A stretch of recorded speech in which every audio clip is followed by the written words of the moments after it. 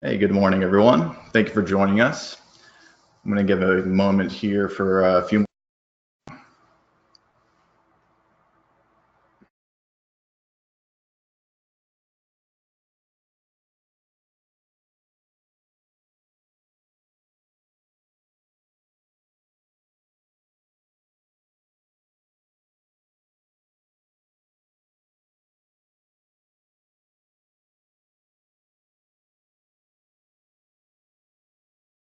All right, as people continue to come, thank you again for joining us. This webinar will be demonstrating PTC Creo Simulation Live, powered by ANSYS. It's a extremely innovative and powerful tool designed by PTC to enable real-time simulation results in your modeling environment as you design. I'm joined with PTC technical specialist Cody Wiltrout. He's going to give you a live demonstration in a moment. If you have any questions, just please feel free to leave them in the chat and we'll take a look after the demonstration. Additionally, a recording will be sent to everyone that registered along with further information and how to sign up for a trial. So with that, you want to take it away? Yeah, sure. All right. Well, nice to meet you, everyone. I'll get started here by sharing my screen in a second. So, let's see. Screen one. Yeah. All right. Can you see my PowerPoint, Alex? Yes, sir. All right. Perfect. So nice to meet you, everyone. Today we're going to be going through Simulation Live, a collaborative piece by PTC and ANSYS, and some of the capabilities that can give to you and your teams. So to start off with, just a little bit of background on why we really decided to partner with ANSYS to do this. Analysis is often fairly time consuming, and because of that, it's too time consuming for early stages. You don't want to be making a lot of minor changes, having to go back, run it through simulation every time to see if that has actually made an improvement or not, which means there's a limited support for analysis-led design and optimization. And that can mean that, number one, you end up with relying on late stage physical prototyping and testing, which if you have a problem with those, can have to go back, make costly changes, both just through the modeling, depending on the level of complexity of what you've made, as well as the fact that the prototypes themselves can be expensive. But not only that, it also leads to having to rely a lot on intuition, which can be very good among many engineers, but nonetheless it can be even better to be able to test those ideas, be able to get fast feedback, and know whether you're really getting towards your engineering goals or not.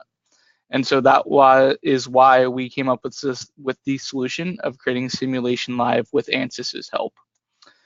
So what does this solution have and what are its capabilities? So first off, it's designed to be easy to use for everyday engineers. It does not have to be a specialist who would use this. It can be, one of your regular designers or someone like that who would be able to utilize this information and help to improve what they're doing in their designs. So it has a common data model, which means you don't have to worry about exporting or saving off multiple files or anything like that, while providing you with powerful linear analysis with instantaneous results and feedback, because it's going to keep running in the background the whole time so that you get those updates to your simulation as you make your updates to the model.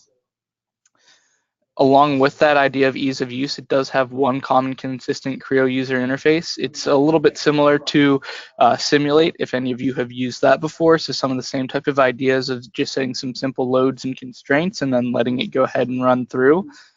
You can also do the setup pretty quickly, as I was just saying, just set your loads, constraints, and basically you can hit run. You do also have to have a material set for any part that you want to run the simulation on, because it'll need some of those material properties.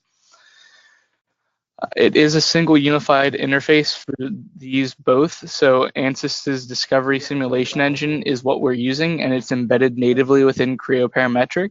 So you get both their powerful simulation capabilities as well as our powerful parametric and direct editing capabilities on the CAD side. The results do in real time update in the background, and it allows you to rapidly define and perform those linear analysis, giving you the ability to focus on refinement, speed, and interactivity. So, at the end of this process, you may still send your final design to, the full simulation that you're going to have run by an expert or something like this. The intent with Simulation Live is that your designers can get really fast feedback on any changes that they want to make, find out if that's a good idea, iterate on that, and keep going until they make the best part that they can or the best design that they can. With this, you can use structural, thermal, and modal analysis currently. In the future on the roadmap, there's also looking to use some of their AIM capabilities, but I don't think that's at least for another few months, which may extend it to some further capabilities then. Along with that, as I've been saying, it is powered by ANSYS, and so it's using their proprietary meshing and solving. And because of that, again, with the idea of being simple for users, you don't actually edit the mesh or even see the mesh. It's done for you, so that it's simple, easy for you to use. And that's kind of the idea with it. So I'll go ahead and jump into the demonstration so you can get a feel for what that actually looks like. All right. So we have this chassis body here for a snowmobile that we're going to be working with for today's demonstration. I'm just going to start with this part over here. And once I have this opened up, we're going to just go through some simple steps to set this up. The first thing I'll note is we can see I have a material set for this part. So as I said earlier, you do need to have some materials assigned to parts that you want to be using for the simulation so that it can use the information about that material to run it.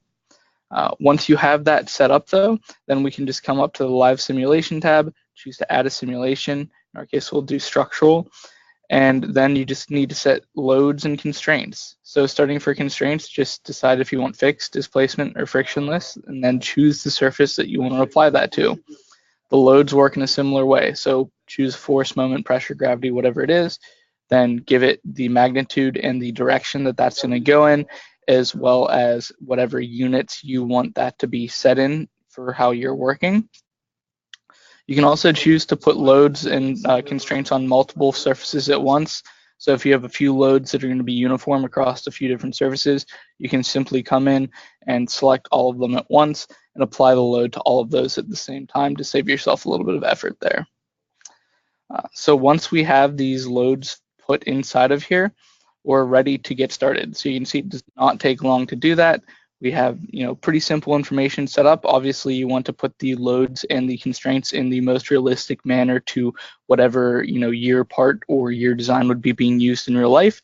And then once you have that set, just hit simulate and it's going to start running. And you're going to see that we're really quickly going to get feedback here. So within a few seconds, it's done. And based off of that, now we can look at things like the von Mises stress, the deformation, normal stress, shear stress.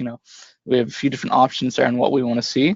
And we can also show maximum and minimums. So when I turn that on, we can see a blue and red circle show up on the part. So we can see where those mins and maxes are and can very quickly determine if we have any issues based off of that. Going along with the deformation in general, you can also animate this. So if you want to see what that deformation is going to look like, you can do that. And you can edit it so that you can control the scale and the speed, or if you just want to see what that true deformation is going to look like, you can see that as well. So again, all with the idea of you being able to iteratively quickly get these results and feedback, using this knowledge, make what design changes you need. So in our case, we're going to go ahead and switch back to the von Mises stress and switch what the units are in, and that's going to be continually updating with the legend on the upper right-hand corner that we're seeing. And now we can see that we have this max stress here on this rib, and maybe this is a little bit too high, and I want to check to make sure. So I'm going to say I want to know very specifically what this is. So I'm going to make a simulation probe, choose that I want the maximum, and then just choose the area that that maximum is in. And it's going to create that for me, and I can choose to save that so that I can quickly come back and check what that max is. So now that I know this max is too high, maybe I just want to make some quick changes. So I'm just going to use flexible modeling to say, hey, you know what, let's just go ahead and grab this wall here and extend out the thickness for this rib. As soon as I'm done with that and choose to rebuild the geometry, it's going to keep running in the background and instantly give me that updated feedback. And we can see that our stress has dropped from 55 down to around 53 megapascals. So we're seeing some improvement. Maybe I want to keep going. I think if I round this off some more at the top, it's going to help to reduce it some more and get that to a more manageable level. So again, go ahead and do that. And as you do it, it's going to create a new probe for us again. And we can see that we've got our stress down to around 50 megapascals. And just like that, I'm able to see quickly what changes have effect and what effect they're having, I should say, as well as whether or not I'm reaching toward my design goals. And on top of that, it's very quick, and you have the ability to do this with things that might not even be Creo parts, for example. There, what we did was using, some flex modeling. So if it was a part that maybe doesn't have features and I need to change that rib, I can still do that here very quickly and easily. Or even if it is a Creo part, maybe I don't want to reconstrain everything. I just want to check first if it's going to be in the right direction, and I can do that. We can also see here that the now max has moved from this rib down to there. So we've managed our goal of moving where that max stress is going to be, maybe where it's going to fail at. You can also use this with some of the other extensions inside of Creo. So for example, here, if I wanted to use the design exploration extension, I could do that as well. And what's nice with that then is I can set up a few different design ideas and easily toggle between them. And while I'm not saving the simulation, it runs so quickly that I can still very easily compare the results that I'm getting between those different ideas and options to figure out what one works the best. So in my case here, I'm going to go ahead and set up another simulation probe, but this time I'm going to say I want to specifically know what it's at this point rather than at a maximum or a minimum. So I can see we're around 29 megapascals. So now maybe I just want to make some more changes. I want to add another rib here and see what effect that's going to have both on the stress on the other ribs as well as right there at that point in the flat space. So very similar to what we saw with flex modeling. As soon as I put this in, it's going to chug through, keep running in the background, and then it's going to update that point for me. In this case, it updates to around 32 and a half megapascals. So I can see that, maybe the stress has gone down on some of the other ribs, but that is an increase that now, I am aware of and can decide if that's something I want to do or not. And of course, like Dex always has, you can always add a new checkpoint. So if I want to maybe add another rib now, I could set this as a checkpoint and compare that to the next idea. Or if I think, no, you know what, I really don't want to increase the stress there, I'd rather just go back to how it was before we started our session, I can choose to close that out and then go right back to how it looked before we started making those changes. One thing I'll point out with the points here is you can also choose to get rid of those. So if you have too many and it's starting to feel cluttered, you can simply come up to analysis, manage, and then choose to delete all, and it'll get rid of those for you.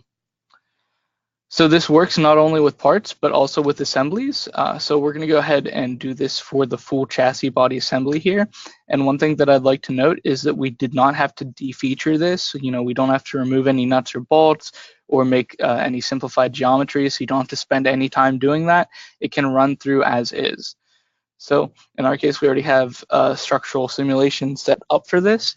And we can see we've got some constraints set in the same places that we had for the individual part, as well as a few load sets that we've applied to it as well. So same type of idea for an assembly. If you want to set up multiple loads, multiple constraints, set up as many as you need to make it accurate to what you're going to be doing or how your part would be working. Then once you have those set up, you're ready to go again, and you can just hit simulate, and it's going to start running through here. Now, this is a pretty complex assembly, so it might take a little bit longer than with the part, but it's literally done still within a few seconds here. And so now I can see that part in conjunction to how it's going to be working in the full assembly here. You can still do the same types of results, set min and max values if you want to find those, so you can quickly see an assembly where you might have a point of failure and try to prevent that. You can still do the animations for the deformation if you want to see that on the whole scale of the assembly, how that whole assembly is going to be moving together, along with the speed and scale to be able to edit that as you need to. Going off of that, so we can see that we have some max stress up or deformation up here at the top here. So I'm going to go ahead and set a simulation probe on there again for maximum. And now maybe we have a few ideas on how we want to improve this. So now we just want to make those changes and see what effect it has, or maybe we have multiple design ideas that we want to test. Well, in our case, we have a support structure that goes to the top of this chassis. And in our case, we only have one, but if you had multiple, you could choose to swap these in and out, see which ones work the best and what helps to reduce the deformation the most. And very quickly, we're going to see that this does significantly reduce our deformation here. So we're going to go from 1 millimeter down to about 0.3 millimeters. So a 60% reduction essentially in the overall deformation there at the max. So very quickly we can see, yeah, this does work. This is a good idea. We do want to use this. You can also add multiple of these at once. So if you want to have a structural and then maybe a modal one as well, you can switch between these. So we'll go ahead and set up a modal one as well so you can see what one of the other ones look like. Essentially, they're very similar in setup and running. So we're going to start by just choosing our constraints in this case. So we're just going to set some fixed constraints in the same place that we saw them before. And then once we have those constraints set up for modal, we're ready to get started. So we just come over and we're going to remove our support structure again so we can see what that's going to look like before and after we have that. And then simply hit simulate and it's going to start running again. And again, with modal here, it's going to take maybe a second or two longer. You can see it's getting down to what the final result is, but still very rapid return on that so that you can take this information and go off of it and continue to build. So we have our simulation done. We can do the same type of deformation display. You can see the deformation magnitude and the scale on the right-hand side. And we have a few modes that we can choose between for this. So we have modes 1 through 6. So you can easily come in there, switch between which mode you want to be looking at, and then get that feedback from there. Now, having seen that, again, same type of idea here. We can bring that top support structure back in. It's going to keep running in the background and then update, pretty quickly for us again. And now we can display those, animations again. We can run through any probes that we might want, switch modes, whatever it is that we're most interested in to find us the information that, will help us to evaluate whether or not we're headed in the right direction, whether or not this is a design improvement that we want to keep or anything like that. So that's kind of the idea overall here for structural and modal analysis with Simulate Live. Thermal works the same way in general, where you set any heat loads inside of it, any convection, and then you can get results out of it like temperature and heat flux. But same type of idea with rapid design or rapid setup, I should say, for the analysis, and then fast feedback on any changes that you make from that. To close off here with a few more points, some value that this can really bring to a team is number one, it can help to lower life cycle costs by relying less on having to take long times for simulation runs, as well as relying less on physical prototyping. And because of this increased speed, that means you can help to reduce your time to the market and improve the quality of your parts so that you can design to a price premium, as well as the fact that you can increase your quality and performance around those parts and the people designing them, all while helping to reduce product development costs. The last thing I'll point out today is that there are some hardware requirements to be able to run this. So ANSYS's technology runs on GPU, so graphics card processing, as opposed to the CPU. So you do need to have an NVIDIA CUDA graphics card to be able to do this with a minimum of 4 gigabytes of RAM. And of course, the higher the RAM you have, the faster that's going to run and the better it's going to look. There are some examples here of some workstations that do have those, but just be aware that that is a requirement that you would need to have one of these graphics cards to be able to run this software. But I think that's everything from my end, Alex. So I'll go ahead and pass it back off to you if you have anything to close off with or add. Great. No, that was great. Thank you, Cody. Absolutely. We had a couple questions, but it actually looks like you answered them towards the end.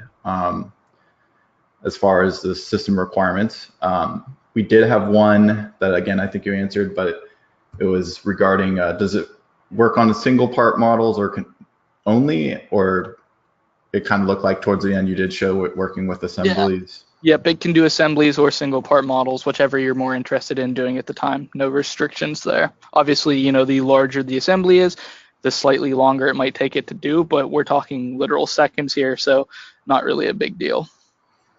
Great. And then the last question, I see this one frequently.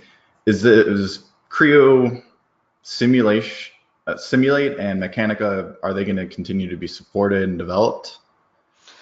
So I'm not positive on this. I believe talking to the roadmap, what I talked a little bit about earlier with Simulate AIM coming in the future, which is using more of ANSYS's technology, might eventually replace Simulate, but I'm not positive on that. Okay, so there'll probably be more information coming out as they develop this technology with ANSYS. So it looks like that's it. If you want to learn more, like I said, just visit tristar.com. And again, a recording will be sent to everyone that registered if you want to watch anything on demand. Thank you again, everyone, for attending, and enjoy the rest of your morning. And thank you again, Cody. Yeah, absolutely. Everyone try to stay warm out there today.